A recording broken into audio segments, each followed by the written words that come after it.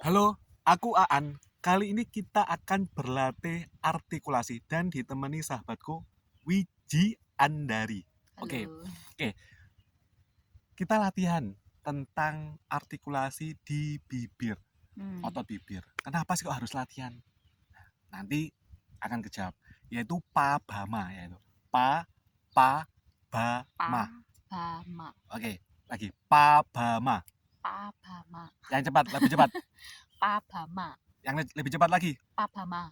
Lebih cepat 10 kali. Pabama. Pabama. Pabama. Pabama. Pabama. Pabama. Pabama. Pabama.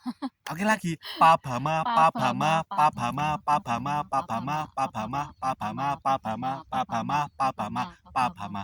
Kenapa ini harus dilatih? Karena ketika kita ngomong agar mudah dipahami oleh audiens. Keterampilan itu datang, keterampilan itu tidak instan.